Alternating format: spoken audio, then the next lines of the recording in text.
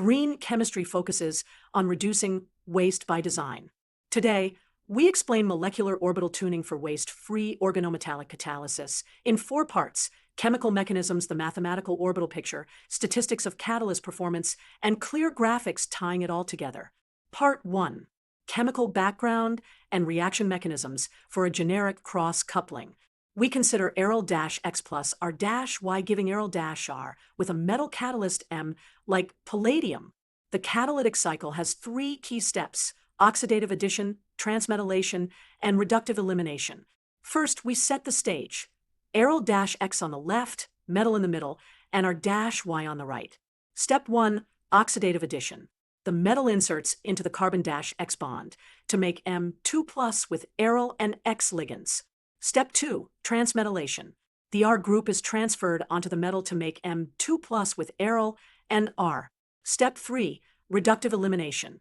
The metal forms the new carbon-carbon bond and returns to its zero oxidation state.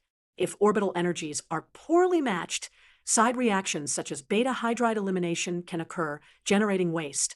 Our goal is to tune orbitals to avoid that. Part 2. Molecular orbital tuning with a simple 2x2 model. We model the metal d orbital with energy epsilon sub d and a ligand frontier orbital with energy epsilon sub L.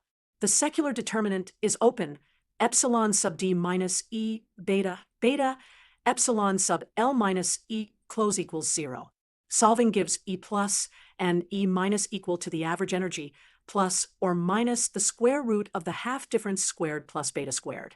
Visually, stronger coupling beta increases the splitting between E plus and E minus. As we increase beta, the gap widens. This can suppress side pathways. Yet, we must keep the right LUMO to enable oxidative addition. Part 3. Statistical analysis of catalyst performance. We collect turnover frequency values for 30 catalyst variants in units per hour. The sample mean is 1 over n times the sum of the turnover frequencies.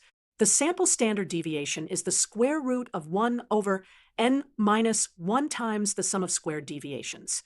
For our dataset, the mean is about 500 per hour, with a standard deviation about 50 per hour. Here is a histogram of counts bin from 400 to 600. The peak near 500 shows consistent performance. Next, we relate product yield to computed orbital splitting delta E. We fit a straight line, yield equals a times delta E plus B, and show the regression and R squared. Part 4. A clean graphical summary. Energy diagram. Align the metal and ligand levels, show the coupled levels, and the splitting which we tune via beta. Mechanism overview.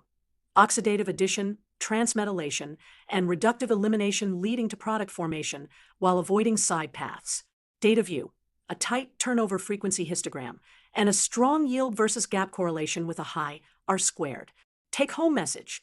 By tuning the molecular orbitals through ligand design, we align steps in the catalytic cycle, minimize byproducts, and approach waste-free catalysis.